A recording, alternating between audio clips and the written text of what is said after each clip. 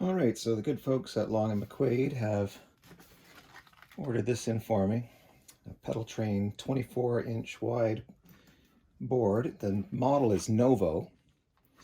I'm not sure if this is going to be large enough for the pedals I've got or not, so they've been kind enough to let me take it home, lay the pedals out on the board, and then see if I need something larger. Zipper's not cooperating here.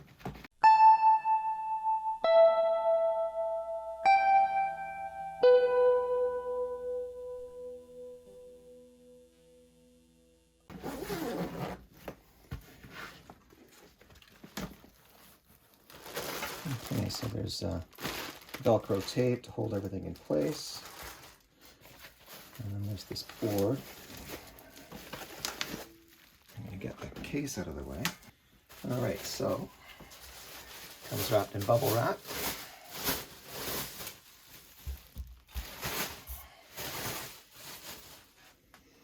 And we're just going to take out the pedals one by one and just lay them on the surface without attaching them at all.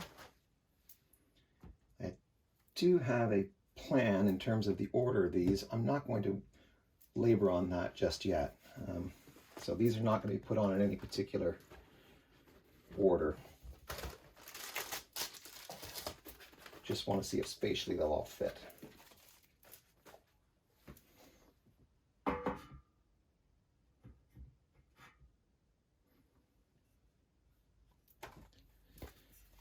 And because there are no grips yet underneath the pedals, I'm just going to lay the pedal flat so it's not, put this piece here so that pedals don't go sliding off. They don't have any grips on them just yet.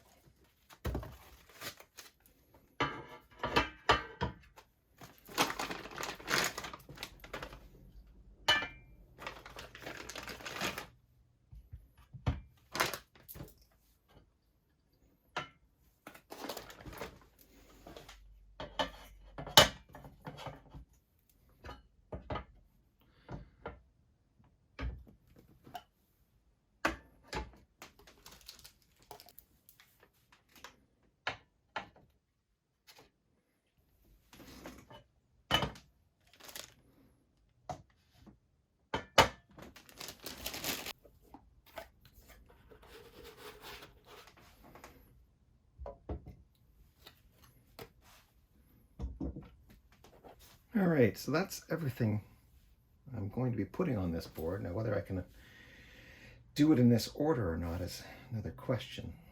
And whether it'll all fit is another question. Certainly there's enough depth.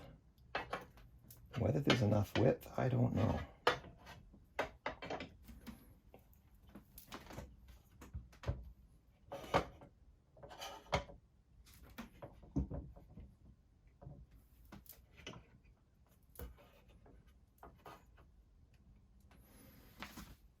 Always put your fuzz first. Well, these two wire from the top, so they've got space that way. These are also top loading. That one is, that one is, that one is not. That's a side, so it becomes an issue in terms of loading from the sides. But if I use L-shaped jacks, I think I'll be fine. I've got enough room there. Wires there could come in that way from under the board, keep it nice and neat.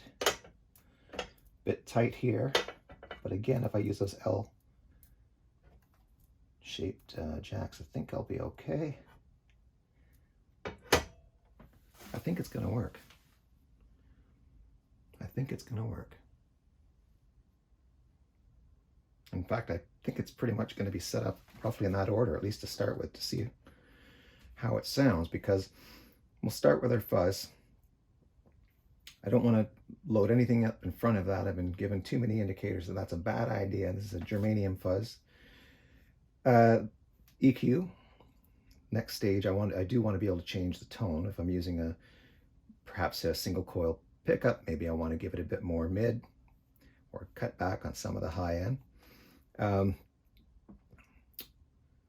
phaser, the reason I put it here is I would like to push it into the amplifier, and this is the amp modeler right here. So it has to go, if I want to set it up in a way similar to what Eddie Van Halen was doing, where he put this into his amplifier. In other words, he went guitar into the Phase 90 and then into the amplifier. The distortion actually makes the Phase 90 sound more subtle, apparently, if you do it such that this is in before you reach the preamp stage of the amp. The conspiracy theory, this is the clone. And again, if this pedal, if I understand this pedal correctly, I'll be able to drive the front end of this pedal with an overdrive, or an overdrive like this. This is a hard clipper. From the amp, I then want to treat the rest of the stuff, which is more ambience oriented, as post-amplifier sounds. So, and that might change, but I think I want to put the flanger in after the amplifier. The micro pitch, that's a doubler of sorts, and I think that probably is best put in after the amplifier. And then certainly the chorus, I don't see any reason why that has to go in front of the amp. I presume that even Van Halen in the studio, for example, would have had the chorus added after the fact, like through the effects loop or through the board, but we'll find out. We'll experiment. This is the echo box. You know, we can do tape echo or digital echo or bucket brigade echo. And then finally, the ambience in the room, the reverb. So the golden will be my reverb. I'm not going to use reverb on any kind of amplifier. Even if I plug this whole rig into something like a clean amp, I won't be running the reverb that comes with the amplifier. I'll be using the reverb here from the golden reverberator. So it looks like, yeah, this could work. But before I put any tape down, I'm going to put in the jacks just to make sure that it's all gonna fit. By the way, I'm going to put the Strymon power supply on the underside. I bought some clamps to do that properly on this unit. The Strymon will not necessarily fit properly under all Pedaltrain boards, so you have to be careful about which model you're buying. I think all the newer ones are fine, but be sure if you're buying the Strymon Zuma power supply to check to make sure if you are getting a Pedaltrain board, it's a metal board with enough underside to put the Zuma in there. You want to make sure that the Pedaltrain model is one that's compatible with putting the Strymon underneath. My understanding is that some of these Pedaltrain models didn't have an opening in the right space at the back, so it wasn't possible to plug the cord into the power supply, and I think that's the main issue. Anyway, there we go. Happy so far.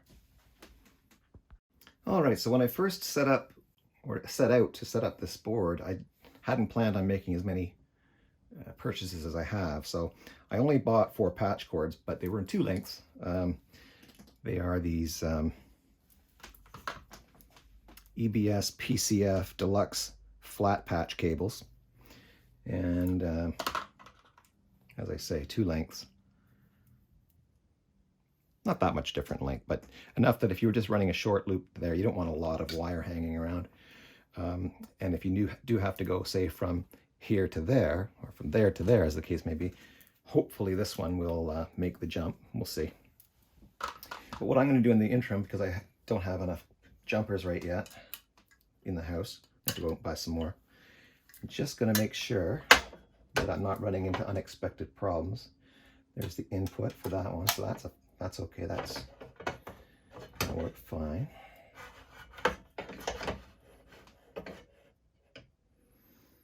And then I'll use a short one to test the out from the EQ into the side of the Phase 90. That's going to work. And then we'll just reuse this one.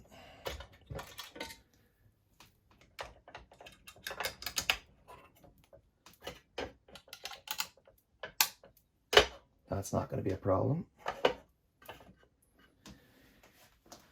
And I presume the next one's going to be exactly the same.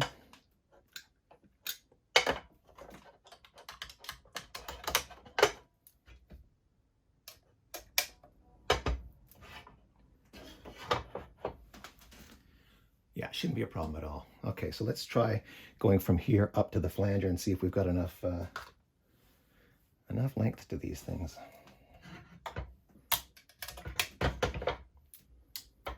Oh yeah, no problem.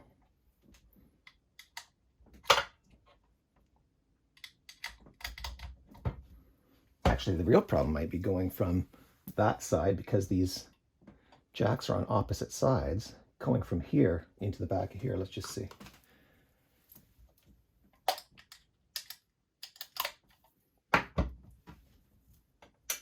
Aha, yeah, that is going to be a problem. So I need a jumper longer than that. Okay, good thing I checked.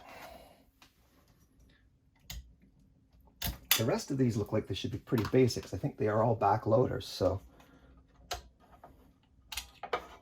or top loaders, whatever you want to call them. But we'll just double check to make sure.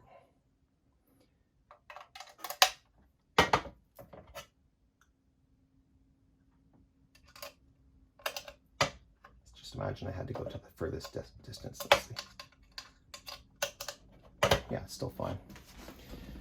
And then jumping from there.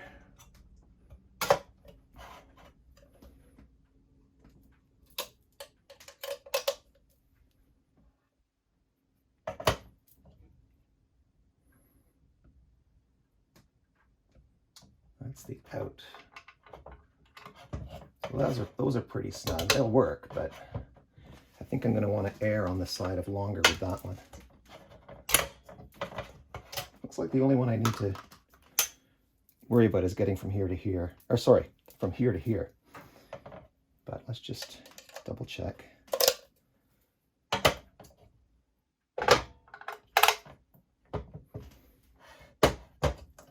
That's going to be fine.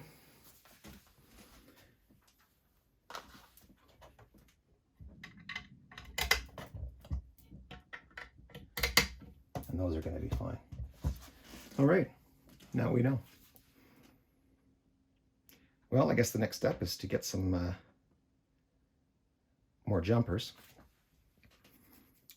Put in the power supply underneath the board. Put on our Velcro. Put Velcro on the backs of the pedals. And then, well, we'll see. But probably plug it in.